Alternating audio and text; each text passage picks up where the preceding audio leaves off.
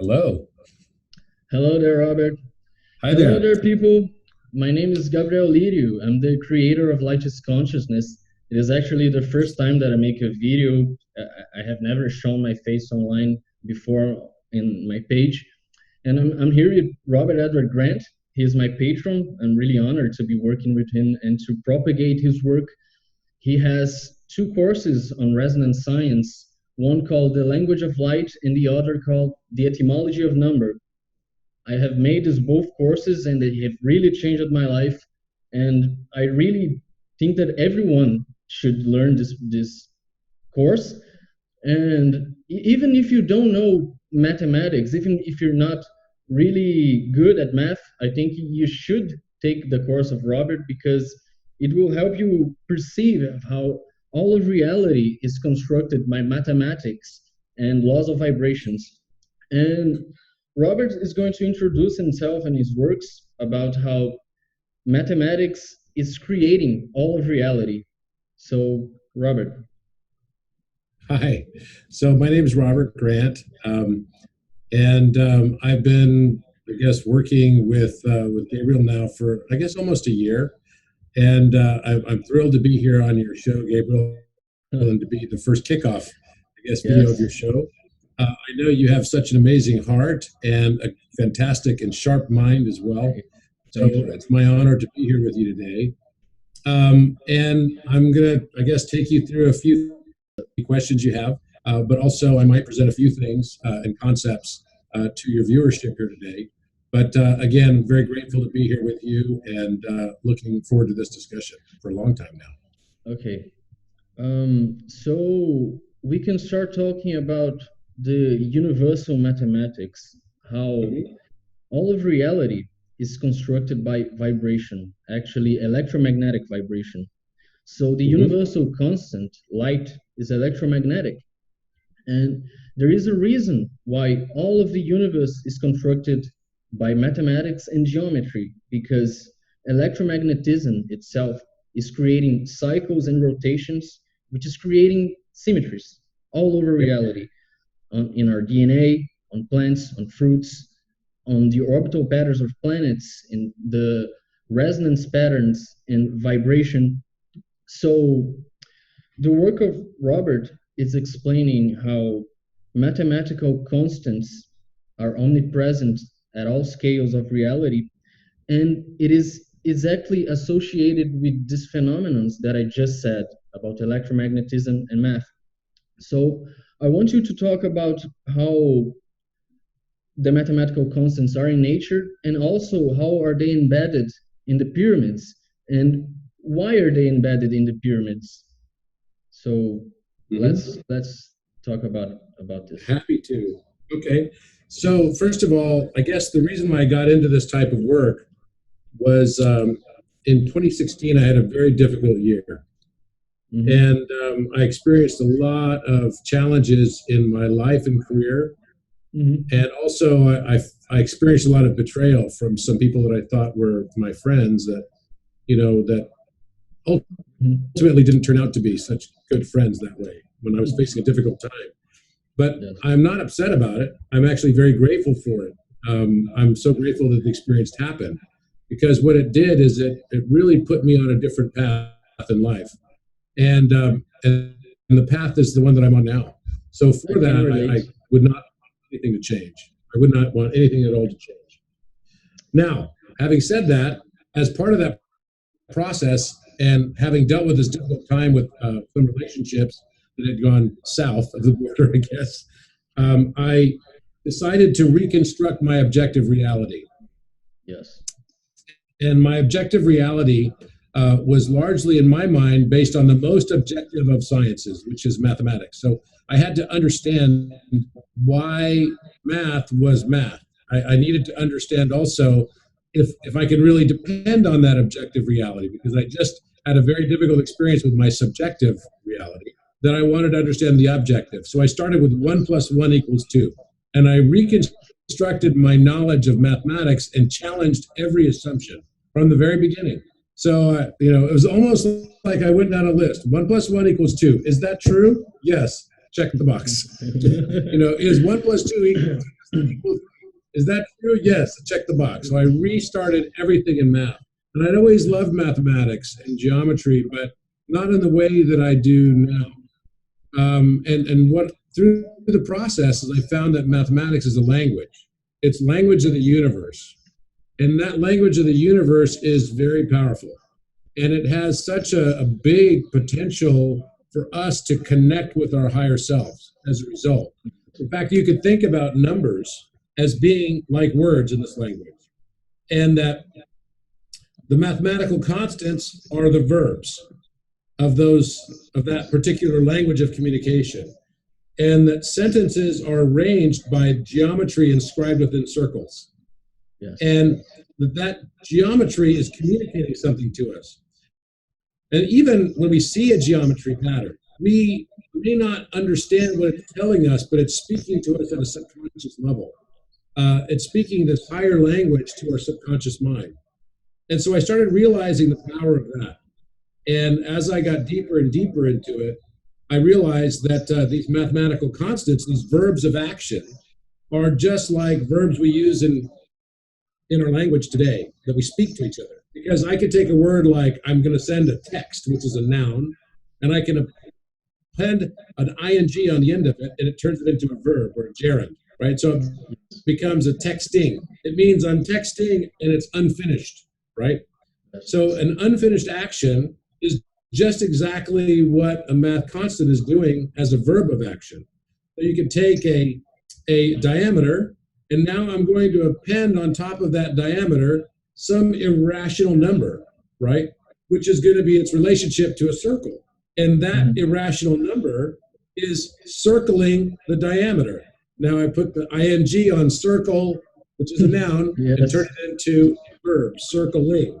So I realized that these math constants are everywhere around us. And it's widely thought that the mathematical constants must have some relationship one to another, but nobody really understands what that relationship is from an academic perspective. In fact, Stephen Hawking, the very famous physicist who passed away not long ago, said that in order to have a true unified physics model, there needs to be a connection of understanding on how the math constants all work in concert with each other to create and form this universe around us. Yes. And so I started looking for this language of math constants. And it's because I learned several languages. I speak 8 languages. And the way I learned languages is to start with the verbs. Yes. Because I don't like to use the approach that everyone else uses where they memorize like a phrase in Spanish, like, something you don't even know what the words mean. You say, "¿Cuál es la fecha de hoy?" What is the date? What does that mean? Right? And so instead, I started learning what the words and the verbs in particular mean, because in English, most people around the world study English today, and they tend to study all the nouns. They memorize. They learn language the same way we are trying to learn language here, which they learn all the nouns rather than focusing on the verbs. So I focused first on the verbs because I figured, well, I could always throw the English words in if I don't know the noun, right? And I'll just pronounce it in their way of pronunciation, their accent. So like in Japan, I would say, computer. Computer works in Japanese. So I learned all the verbs first so I could learn the conjugation. And this was really important for me to start this approach in learning languages. So I learned this system of learning language, and I applied the same concept to mathematics and geometry. So with that, as part of that study, I don't know what it was, but I turned to the Great Pyramid. And I noticed that the Great Pyramid had certain ratios embedded in its proportional dimensions. And those ratios were all relative to math constants, like pi and phi, the golden mean, and Euler number, and every math constant that exists is embedded in the Great Pyramid. And I thought, how could this be? Just by taking the side, height, or the height of the pyramid, dividing it by the base width, all of these are fundamental mathematical constants. And what it pointed to me was a higher knowledge in ancient times when they built the pyramid that I could not reconcile in my mind. right? So again, I was still in the process of 1+1 = 2 and questioning all those assumptions. So I started questioning virtually everything, right, from scratch. And it's from first principle, right? From first principle, I was questioning the world. So I started questioning the same with the pyramids. And as I got further and further in the process, I realized that I wasn't the only one who'd done this. And I found Alan Green, who has become my partner in a lot of the work that I do. And Alan had made a video also on this, on the math constants in the Great Pyramid. And I was astounded because he found the same things that I found, which was, for me, I thought, well, I'm not going crazy, thank goodness. Right? I know exactly how it is. When I found your work, it was the same. Right? Am I losing my mind? What's going on? So, when I found somebody else that was equally crazy as me, right, then I realized that, okay, it's not, if both of us are seeing the same things, then maybe it's not totally crazy. I am still a little crazy, probably. But I kept the work going, and we've now discovered, there are about 80 fundamental math and physics constants that we use in the world today. And I think if there were aliens that found our civilization, right? They didn't know necessarily that we existed. Who knows, yes. Right? Carl Sagan put on the Voyager spacecraft a reference to the alpha constant, which is 137, 1/137, 0.0072975. And the reason he did is because he figured, well, if there are aliens, the language that everyone's going to speak is going to be the language of mathematics. And so if they understand the language of mathematics, then they'll know what our degree of intelligence is, and that we are intelligent life forms. And maybe they will realize that, they may be knowing what they're dealing with, at least if they come to meet with us. Well, I expand that a little bit farther, and I would say a bit farther along now, that if there were a way to judge sentient life, I think the way we would probably judge sentient life is the understanding level that people have. I mean, there are different levels, and Stephen Hawking came out with this as well, of different civilizations. Are they able to harness energy from their sun? Are they able to travel, superluminal travel? Are they able to, do a lot of very sophisticated things? They have governance within their society structure. Is it anarchy? Right? These are all the questions that have to be asked and answered in thinking about, sentient life out in the universe, in the cosmos. So one of the ways that I think that we would probably grade a degree of sentience if we were to come across another alien life form would be the understanding of mathematics, and more specifically, the understanding of the number of math constants that they recognize. So think about that.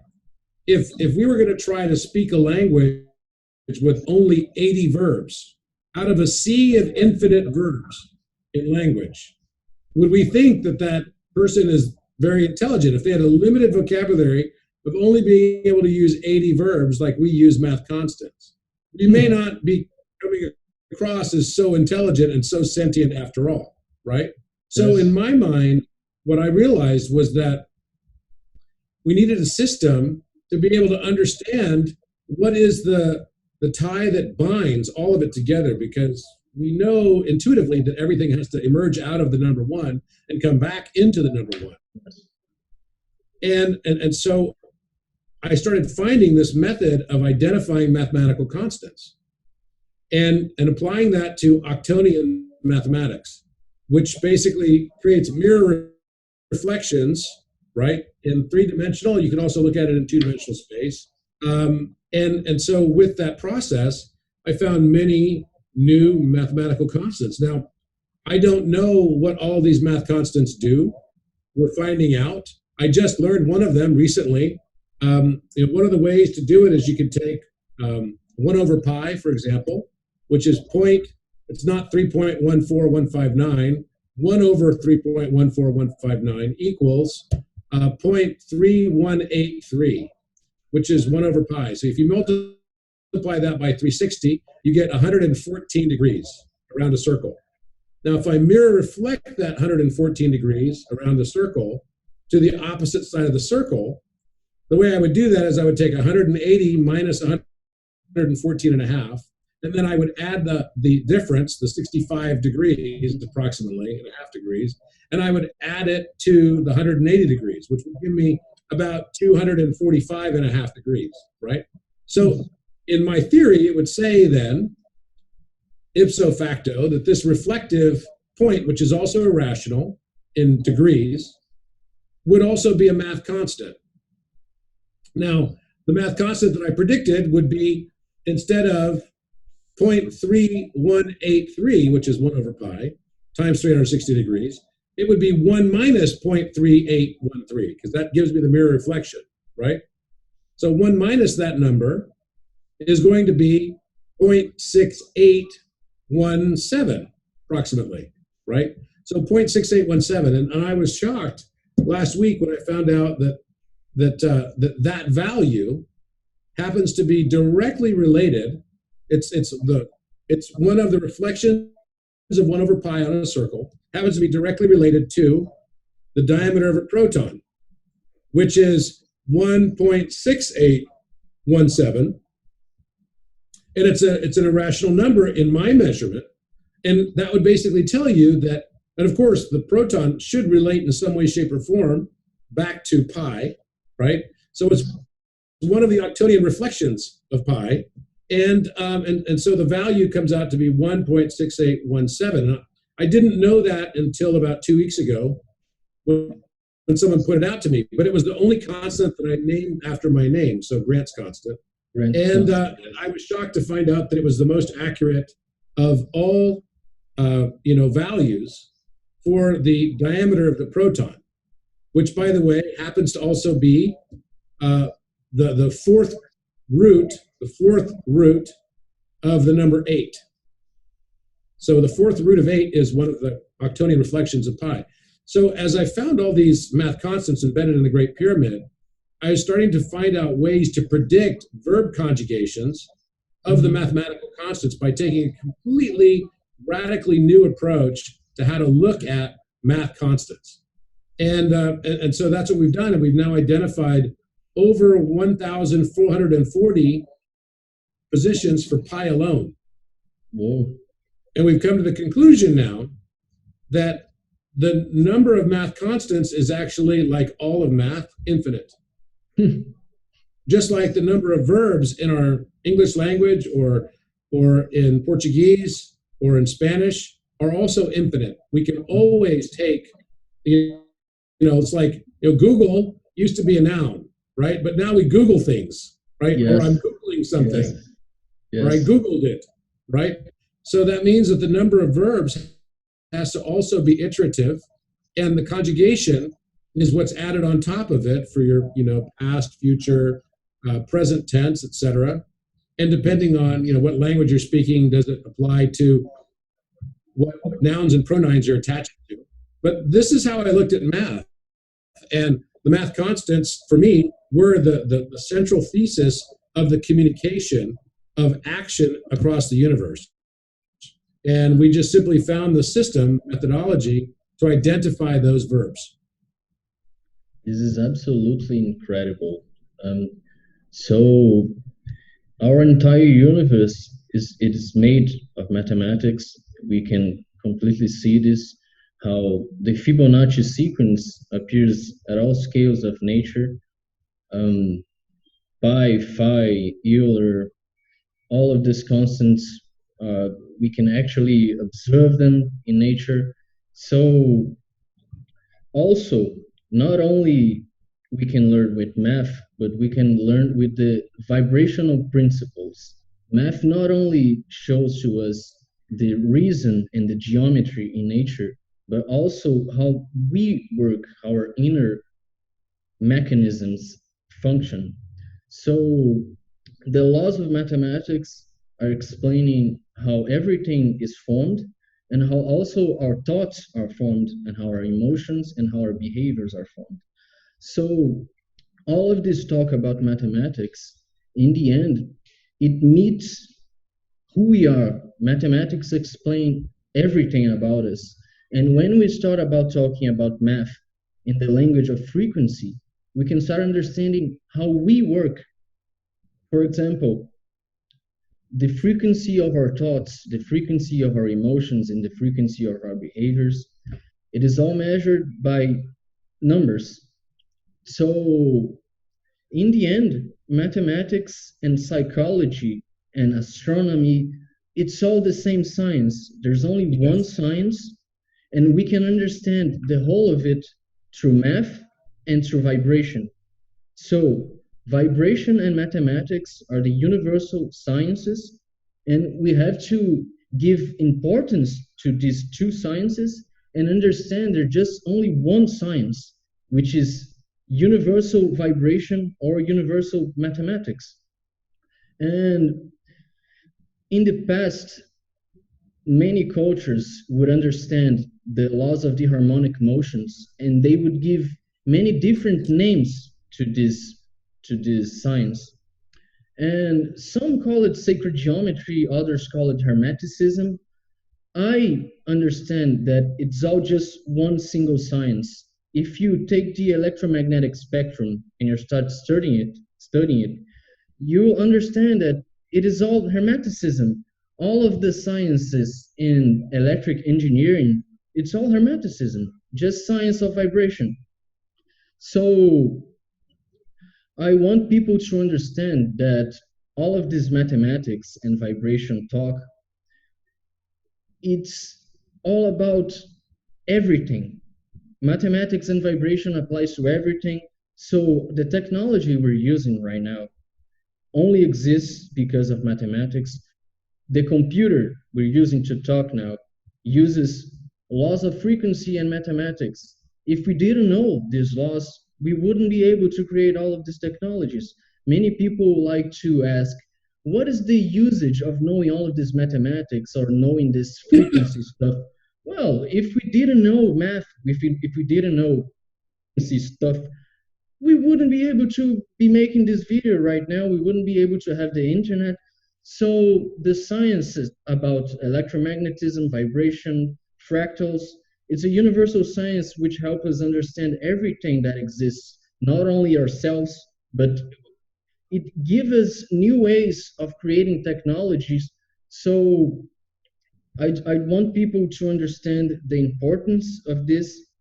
And I want now to, instead of just talk about the numbers, how we can apply this knowledge in our lives. So there is a guy named David Hawkins, I think. He created a scale of vibration of our emotions.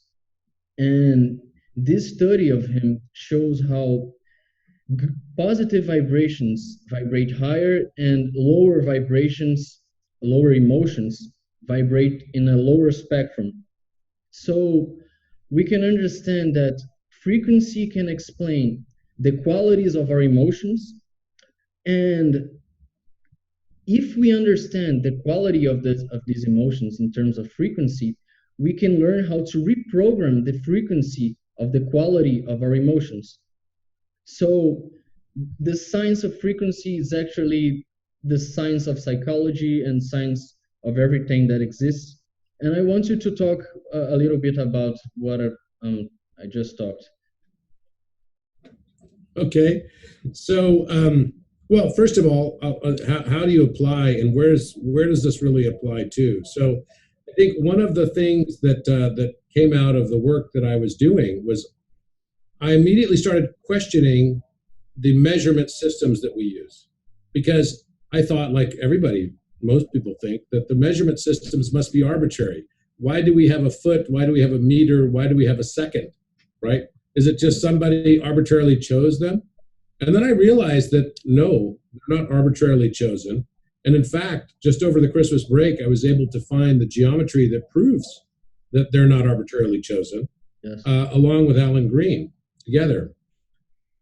And one of the things that I had noticed that made me think that it wasn't arbitrarily chosen a few years ago was I looked at, literally, because we believe it's all arbitrary, we don't see the connections that are sitting right in front of us.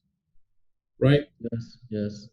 And yes, I follow, and I'm a student of Hermetic thought and wisdom. And so I started looking at, even our distance from the sun, which is 93 million miles. And I knew that 93 million miles, if I double it, it's 186 million miles. And 186 is related to light speed in miles per second. So 186,000 miles per second is the speed of light. It's actually 186,000, approximately 400. And as I looked at that, I was like, well, that can't be a coincidence. And how many seconds are there in the day?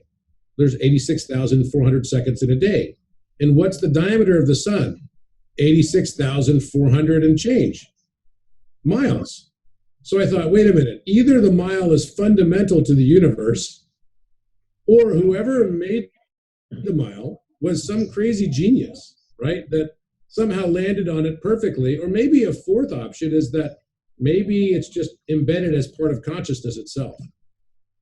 That we try to get so confused in our own mind that we would say, no, there's no way that the legend of use could all be that perfect. And then I found the foot, the meter, and the cubit, the sacred Egyptian cubit, are all built perfectly into the proportional dimensions of the pyramid. And then in fact, the math constants, one version of the math constants are actually the measurement systems themselves. So if I took 5 feet and I subtract, if I take 6 feet and I subtract the Euler number from that, it gives me exactly the meter in feet, 3.281 feet. So I thought, this can't be coincidental. So I started looking at more things. I thought, what else in our solar system is like that, right? And I started noticing a correspondence with things like the diameter of the Earth, which is 7,920 miles. And you can Google these things. And I noticed, wait a minute, 7,920, that's related to like musical harmonic series of music in 9-base Pythagorean tuning. And everything was summing to the number 9. So then I started looking at, well, what is the circumference of the sun if it has an 864,800 mile, 864,800 mile diameter, then its radius must be about 432,000 miles. And 432 squares to light speed. Yes. Right? So I thought, that's bizarre. So I looked at the circumference of the sun, and the circumference of the sun was 2.718 million miles. 2.718 million miles. And I thought, wait a minute, that number looks familiar, and it's exactly the Euler number. So right in front of us, the circumference of the sun is the Euler number, which plays a very important role with pi, to balance pi around the integer 3. So if I take the Euler number, which is 2.718, and pi, which is 3.14159, and if I do a weighted average of those two based on a tetrahedron nested within a sphere, which would have a 1/3, 2/3 relationship of volume, then I could take Euler number times 1/3 and add it to pi times 2/3, and I come out exactly at 3.000, right? 3.000 and then 47. But 3.000, that's really, for two irrational numbers, to land exactly on the number 3, it's kind of mind-blowing. Yes. So then I thought, well, clearly there's something more here. And I started digging deeper and deeper, and what I found was that this language of consciousness is all around us. It's up to us to learn the language of how to speak to our universe. So for people that have been intimidated by mathematics, they think, oh, I don't need to know that. It's a waste of time. Why do I need all these numbers and everything? That's like saying, I don't need to even learn how to speak with myself. Yes, exactly. And maybe the way we've been looking at math as these sort of like objective, 100%, it has no other use and value other than, I failed some class in high school or junior high or whatever people might think. And it's completely nameless, faceless, impersonal for study. Maybe rather than looking at it like that, maybe we should look at it as a journey into the self. Yes. And what is more important than knowing who you are? Yes, exactly. Our relationship with nature. We're like cells of a huge organism, like an infinite organism, conscious organism. The name of my page, Light is Consciousness, I really believe that the entire reality is created by an intelligence because from atoms to life to galaxies, everything is connected, interconnected in a beautiful relationship, and there's nothing random. Even randomness has order. The theory of chaos that Mandelbrot created Yeah. explains mathematically that randomness is actually ordered. There's order in randomness. So not even Can I give you randomness. an example of what I mean by that? Because I recently came to the same conclusion. I said randomness is not being able to perceive the pattern that already exists Yes, yes. because it's about consciousness also. So, one of the things I just realized only a few weeks ago is that if I draw a Metatron's cube, right, which is the Merkaba, or, just these two merging triangles, right, like the Star of David, in the center is formed a hexagon. Now, inside that hexagon, if I take a line from the point of the star and take it to the center line of the point where it meets this hexagon, right, of the other point on the adjacent or the opposite side, and I do the same thing, I keep going, all of a sudden it creates all these lines of perspective and dimension. And these lines of perspective and dimension pop out and start looking like they're three-dimensional or even moving, right? And that's why when you sometimes look at geometric art, you could see it like it's not even in two dimensions, like it's three-dimensional. Like it's coming off the page at you. It's like a trick of the mind, right? In a way. And what I realized is that I can take these lines, and I've discovered several new geometries as a result of this. I say new because nothing's new, Yes. but maybe it's more like a remembrance, right? And so I discovered that I could now perceive new geometries embedded within Metatron's cube. And if you don't believe me, if you just draw a hexagon and now draw that same hexagon inside of it, put the letter Y down from the 2 points on the side, meet at the center, and then down to the middle, right at the bottom point, all of a sudden you'll see that as a cube instead of as a hexagon, which is two-dimensional. The cube becomes three-dimensional, right? So what I came to the conclusion is that there can be many lines on it. And there are so many lines that you look at it and it looks like it's completely random. Like your brain can't differentiate where the pattern is. But in fact, there are so many patterns, you're just not seeing the one pattern. And if you do, you might only see one pattern inside of it. And if you see more than one pattern, that's a function of your level of consciousness and open-mindedness, right?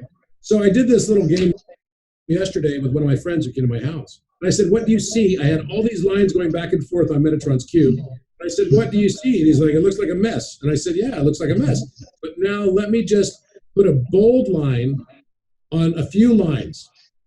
And let's see what we can find. And immediately what popped out of that was a perfect hypercube in segments, like a Rubik's Cube. What popped out of it was a pyramid. What popped out of it was an octahedron. What popped out of it was a dodecahedron. By adding and not taking away any lines, all I did was accentuate and emphasize the lines that I was seeing. And so I thought this is a metaphor for the universe itself, because we all have experienced that we believe we know and have experienced the truth. But what if everyone is right? So what if you look at these lines that look like a mess, and there's an infinite number of geometries inside there, and everybody could see a different one? Yes, exactly. It doesn't mean everybody's wrong. Everybody's right. Yes, everyone has a certain degree of vibration of perception. So everyone will perceive only certain frequencies. So there's the objective truth and there's our subjective truth, which is filtering the objective reality. So I understand what you're saying. And it's completely new. It's a new level of consciousness whenever you discover a new dimensional frame. of reference, Yes. right? Yes. You're expanding your consciousness. So sometimes I'll sit in front of this Metatron's cube and I'll just look for hours to see what geometry exists that I didn't know existed. And I'll meditate on it, and then I come out of the meditation, I can see a new shape altogether that's beautiful and perfect that I could never see before. And I think that's very true also with pi. So pi is supposed to be a very random number, right? You can't predict the next numbers of pi. And actually, I found so many patterns within pi. It's kind of ridiculous. If you take the first number of pi and you start multiplying the next ones, you start getting sacred numbers of platonic solids, so it's not random and not nearly random. No, it's definitely not random. And in fact, I'll share with you, if I can find it here. Right. I shared this with Nassim Haramein just a few days ago. Oh, nice. This is something I did a couple of years ago on how to solve a new equation for pi and Euler and phi with very simple math. It had nothing to do with anything discovered, so I've not shared it with anyone yet, but I'll share it with you here. Hey, nice. So this will be a first. And let me just pull it up.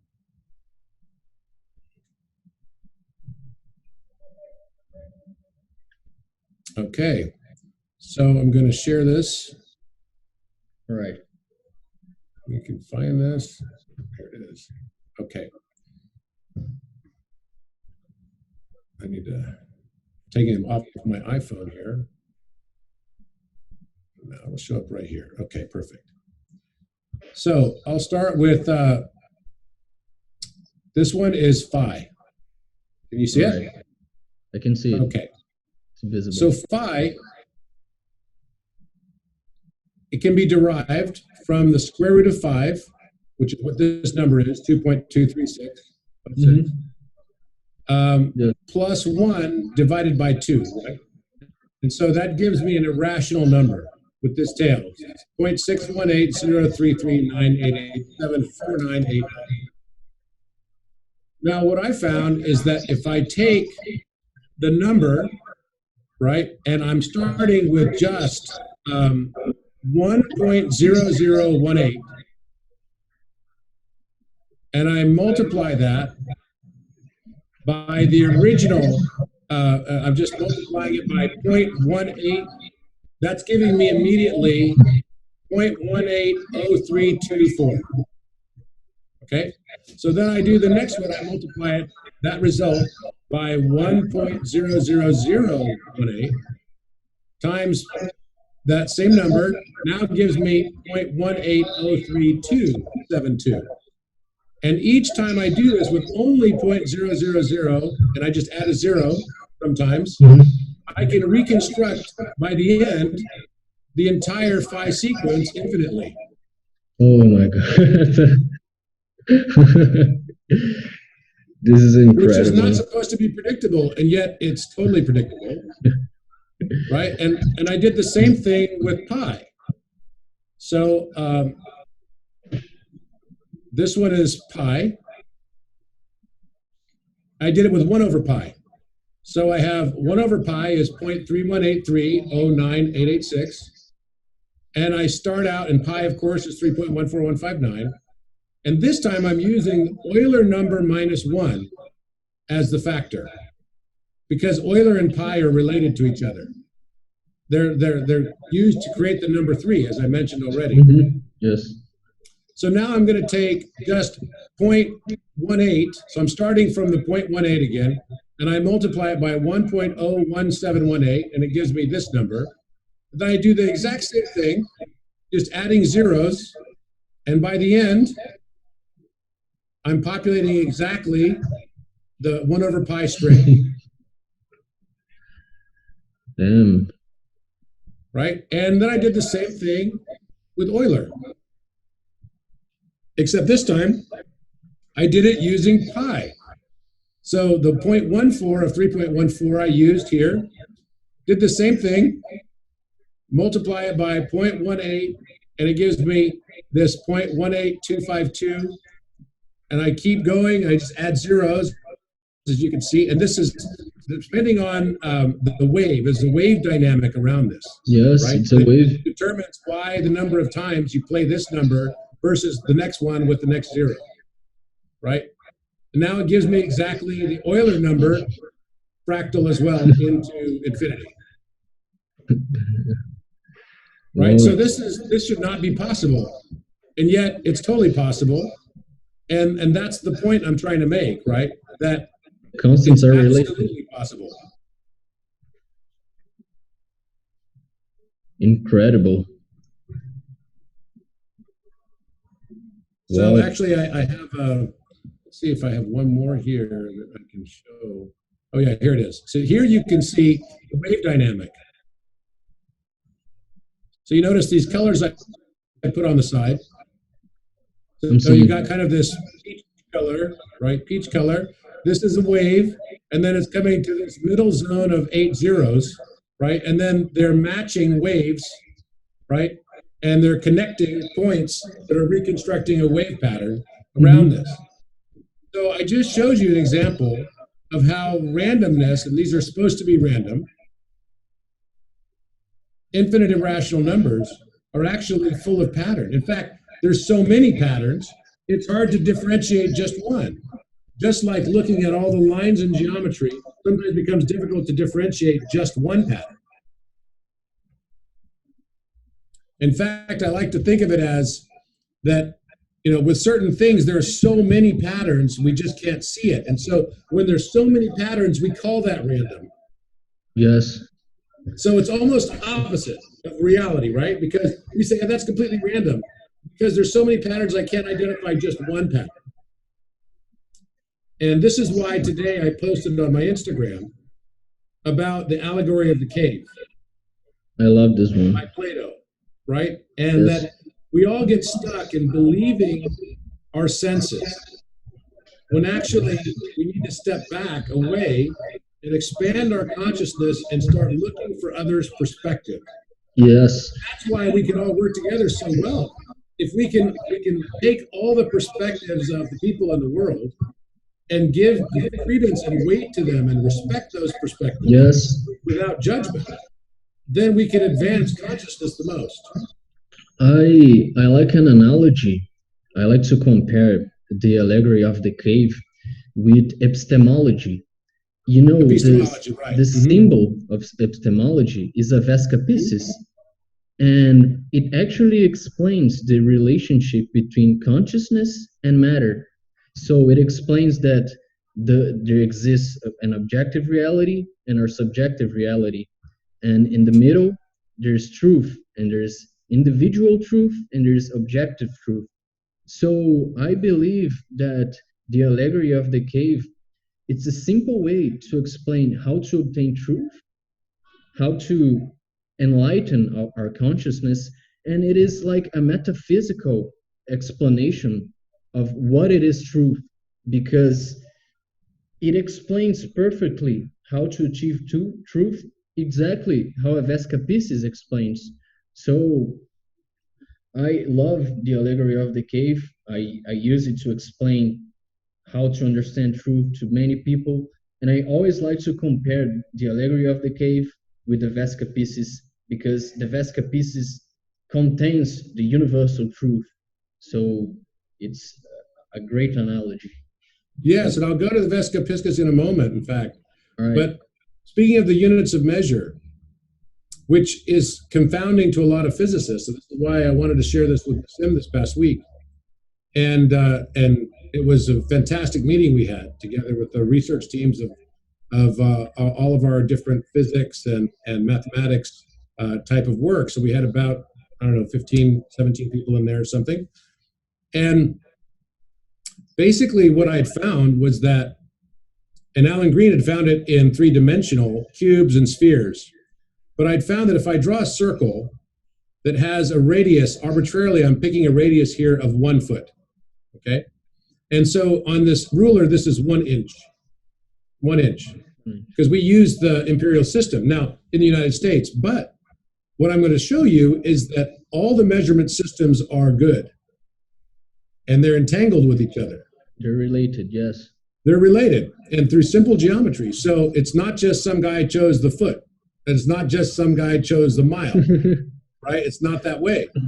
So what I found was that if I make this the foot, then this becomes the cubit. So the foot was here, and now the cubit is the next fractal out by putting equilateral triangles to now create another hexagram. And then I inscribe a circle within that, and that radius has now a cubit, which is 1.718 feet. So you can see here it's matching. This inch is broken into 16 parts. It's matching the 7.18, right, on this ruler. So then I go, okay, well, I need to find where the meter is now. And I found it right here. So it links, but now I needed to go outside of the hexagram, which is based on 6ness, and the imperial system, which is based on 12 inches, right? Yes. I need to now go into the decimal system, which I need to now put a pentagram, which is the decimal system is based upon. Yes. And I marry it with the same side length as the hexagon. And this length from the red line here to the 5 becomes the meter. 3.281 feet. These are just relationships. And of course, this is why they were built into the Great Pyramid, because they were understood. We're just missing some of the history. The hexagon and pentagon merger, it's really a universal pattern, and it's inside our DNA. If people it's think everywhere. Yes. So if people think we're making this up, the same pattern is inside your DNA, and you only exist because of this pattern. So then it makes people ask the question, well, wait a minute. They didn't know this in ancient times. They didn't know that thymine and cytosine, which are fundamental building blocks of nucleotide pairs, yes, right, within DNA, are hexapentacus arrangements like this. And exactly. I'm not so sure. I'm not so sure they didn't understand, or maybe they didn't understand it at a conscious level, but maybe it was through the subconscious mind that they were grasping it. I don't know, but I can tell you that this is true. Now, the next thing I would say is that if I took a circle and made a circle around this blue line here that goes to the 5, which is the meter, the exact length of a 30-degree segment of arc, 30-degree arc segment, would be 1.718 feet, which is also the sacred cubit. And so that means that the arc segment of 1/12 of the circle comes out to be the sacred cubit when the radius of that same circle is the meter. The two are absolutely linked. It explains also why the King's Chamber in the Great Pyramid has a perimeter length of 60 cubits. But if we use the conversion to find the number of meters that is the perimeter of the King's Chamber in the Great Pyramid, where the sarcophagus is housed, it comes out to be 31.4159 meters, which is pi times 10. So pi and the meter are inextricably linked to each other. And what we found is that it's a wave pattern. It's basically, again, another wave dynamical pattern that we are seeing manifest out. And what that does is it creates, this relationship with the cuboctahedron as well. It's basically giving us cuboctahedron. And if I swing on that 30-degree arc, right here, you'll see a 30-degree arc, and then it says 1.718 cubits, or 1.718 feet in certain circumstances, just a different upscaling of it. Yes. It will take exactly, here it is, 1.718 feet. It will take exactly 1 second for a pendulum to swing 1.718 feet each direction. So the number of seconds we have in a day is a fixed value that the Sumerians created. It's really, if I could make a perfect measurement system of time, 86,400 would be the unit I would use for seconds in a day, because it matches also the diameter of the sun. It's so related to harmonic motions, the pendular movement, and its cycles of time. Absolutely. So, This right here, it says 30 seconds of arc, 1 second, pendulum swing in each direction. The pendulum will swing back and forth one cycle, 43,200 times for each Earth day for 86,400 seconds. So it's a back and forth swing, it'll be 43,200, which of course 432 squared is light speed again. So here in one geometry, we have united now through the hexapentacus alignment, right, of what's part of a larger geometry called the truncated icosahedron or the buckyball. We've now combined the alignment of the foot, the meter, and the cubit and time, but beyond that, it's also aligning kilograms, because a kilogram is based on 1,000 liters of water, which is 1 cubic meter of water. So even all the weights of measure, ounces, everything, and this goes back to Hermetic teaching as well, that basically said that all the weights and measures are fixed values.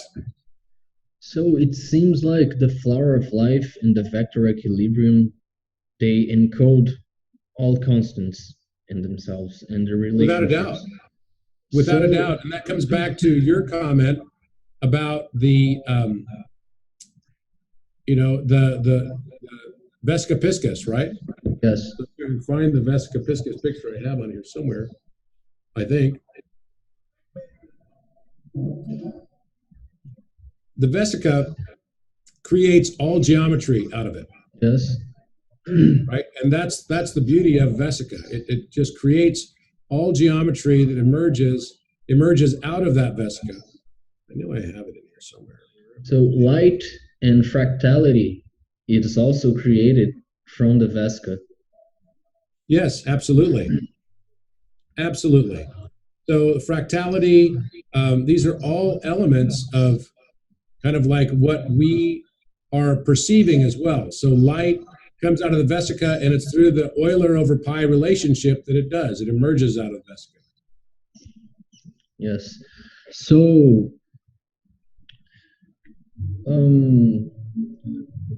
we're almost done, huh? Just let's talk about Hermeticism just a little bit. Mm-hmm. So there is a body. I found this one thing. Let me just show you this real quick. All right. Let me just show it to you.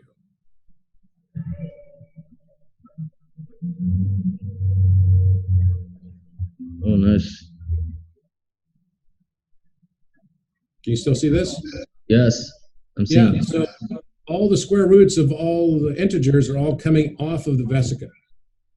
And all this is you see these lines that are here. These are exactly the flower of life line of intersection. Where if I put a flower of life on top of this, it would create intersection lines at each of these points of lines.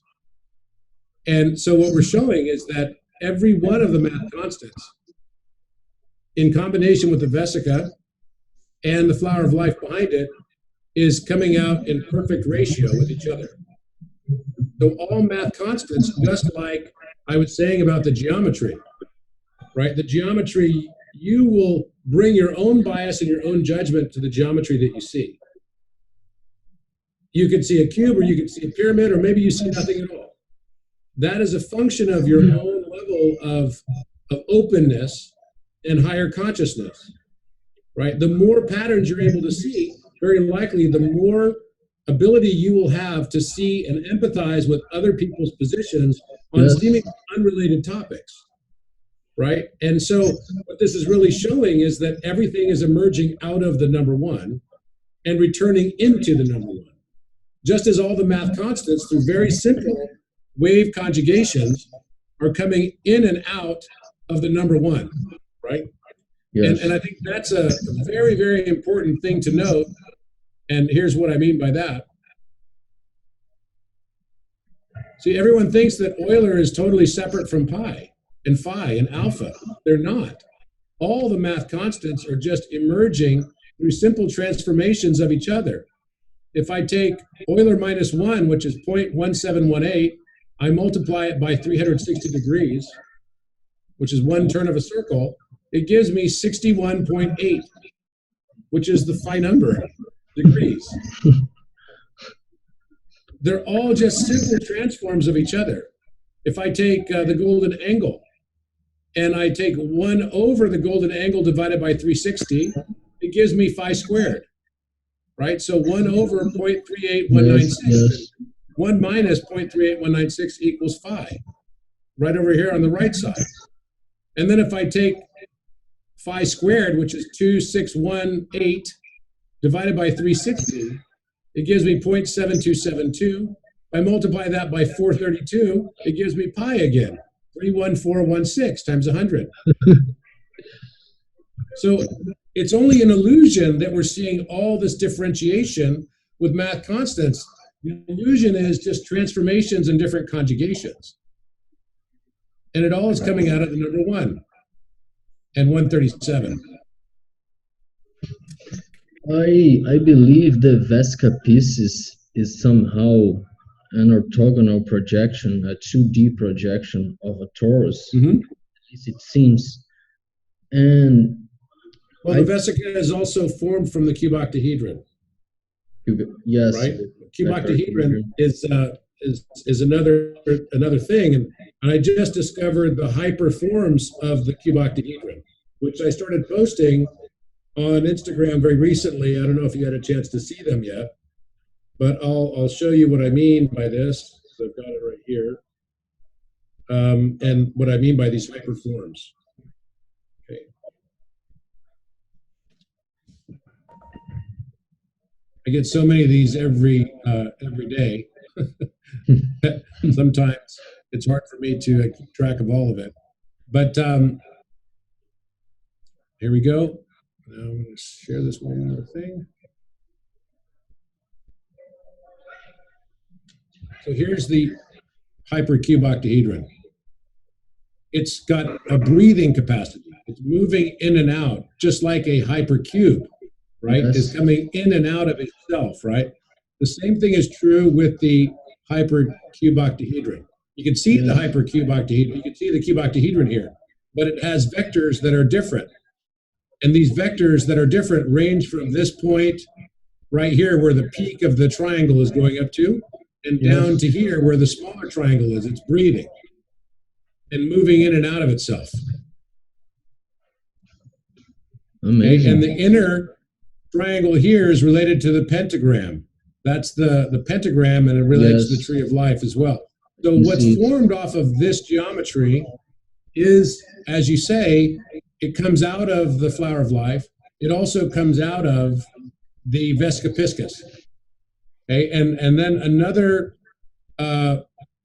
hypergeometry is the icosahedron, where the same thing is happening, breathing in and out along these vectors, transforming itself. Right? Amazing. And then you can see an octahedron here in a hyperform, like it's bouncing off the page. Yes, a perfect octahedron. Mm-hmm. But you wouldn't see this kind of octahedron usually when you look in the books or online to try to find that particular shape of octahedron. And that perspective has a 56-degree angle here, right? Which is not the normal degree because I'm looking at it in hyper perspective. Yes. But it still looks like I'm flying on top of it, right? So it's a very unique thing when you can start to expand consciousness to find all the universe can offer in geometry is all in this one Metatron's cube. Yes, one pattern, the flower of life. It's forming everything. So exactly. it seems to me that the flower of life, it's like the universal electromagnetic field, which is forming everything. Yeah, and most definitely. We know that the Fibonacci sequence is related to all of this. We can make a modular arithmetic circle with the 24 digital roots of the Fibonacci sequence. That's right. And it creates Metatron's cube and the Platonic solids. And I believe that all of this process we're seeing of sacred geometry is actually being formed by the Fibonacci sequence, by the binary and Fibonacci sequence. And I would like to somehow see a graphical representation of this process of the creation of forms inside the sphere, like a ray of light bouncing inside a sphere and creating infinite lines, and these infinite lines creating infinite geometry. I believe there must be a way of perceiving graphically this process that we're talking about here. I have never seen it in my life, real-time generation of the geometry that comes off of the digital roots of the Fibonacci sequence. So if one day you come to get a software or something which shows these graphics, please do show me, because I really want to see this. I have thought about this for a long time, about seeing the graphics created by the Fibonacci sequence, but I have never seen anyone making it. So if someone knows how to do this exactly, this is what I'm talking about: the modular arithmetic of the 24 digital roots of the Fibonacci sequence, creating the Metatron's cube and all the Platonic solids. Exactly this. Yep. Tetra. Yes. Absolutely right. So, yes, and that's where a lot of my research work has gone, is into this, to be able to use it to find this relationship between 24 and 42. And I just found, that 1 over 7 is so unique. And I'll just tell you something I just found. First of all, pi, as you see here at the bottom of the page, pi equals the square root of 10 divided by 10 plus 1 to the power of 1 over 0.24. It's a new equation also for pi. So we also found that pi to the power of pi divided by Euler to the power of Euler equals 24, 2.4. And we also found that that 2.4 times a radian, 1 radian of 57.29 degrees equals 137, gives you the golden angle, 137 and a half. So 24 is so important, and it relates to this flower of life pattern right here.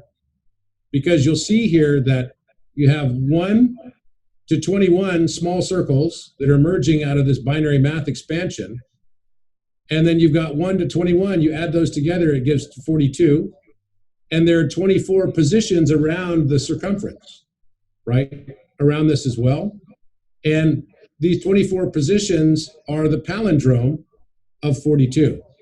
So 24 has a very special, I was sad to see today, Kobe Bryant, obviously lost his life yesterday along with 8 other passengers and the pilot. And his jersey was 24. Damn. So the Los Angeles Lakers today retired the jersey of 24 and the number 8. So I was very sad to see that. But I think one of the main reasons we come here and we experience this life is that we have to learn, as Socrates said, to know ourselves. And it's really about learning ourselves. And I can think of no better language than to learn how to speak with your subconscious and your higher consciousness, your higher self, through the language of mathematics. And that is actually the real purpose of math. It is to be used as a language of communication, not something to be afraid of or terrified of. But maybe, just maybe, we've always been so separated from our own higher self or our own subconscious mind that the scariest conversation we'll ever have is with ourselves. Yes, exactly. Right? In a way, but it's also like coming home. Because all the things, part of the reason why I have separation is because we feel and we attract and we feel so much guilt and shame for what we don't want to be in life. And so when you have a true moment of truth with yourself, the greatest advancement can be made in evolution of consciousness in understanding yourself. And that's what mathematics really is the doorway to, is understanding the self. So I hope that for those of you that decide to take my course, It's not a bunch of math tests and it's not a nightmare for you to have to go through. There's some dense information inside of it. But the whole purpose is to learn the alchemical path and how to find transformation with self communication. Yes. So I think our time is almost done. So you have showed a lot of amazing stuff here, and I want to make a conclusion here. When we start accepting who we are and our relationship with nature, we start discovering truths about not only about ourselves, but about the planet and about the universe. So I, in my experience, I perceived that the most important thing is self-love and a curiosity to know ourselves. This is the first flame that will make we start walking the journey to understand what is mathematics and what we are. So I think all of this mathematics stuff is not just it's not just dead numbers. Numbers actually No. explains functions in nature. So when we start understanding ourselves, we're going to start noticing that there exists a pattern not only in us but in nature and in all of the universe. So Yeah, I you can really think of numbers. I mean, if you change your thinking and perception to understand and know that numbers themselves are just fractals of consciousness. exactly. And so the universal energy have fractalized into the universe and into us. And when we start understanding what are fractals, what is the language of the language of frequency, we'll start understanding in the universe. So it's really important that we understand what is mathematics and its relationship to us. And I'd really like to thank you for making this video with me and sharing all of this information. And I hope that everyone also can have a great uplift in their consciousness by watching this video and following your work and my work too. And I hope to be able to make some other videos in the future and hope to Of course. enlighten people. And it was my first video, and I'm really thankful to you for you to accept to make this video with me, and really good for me and for everyone who's following us. So yeah, it's been really good. So all right, Excellent, my friend. Have a good day, and thank you for all you do, and for your beautiful heart, and for your big intention to help expand the world's consciousness and self similarity. yes, And exactly. I think that's a I love your new projects that you're working on, and I'm very Yes, excited particle about science. those new projects coming as well. So all right, Thank you. See you thanks. later. All right. All the best to you. Bye bye. Thank you.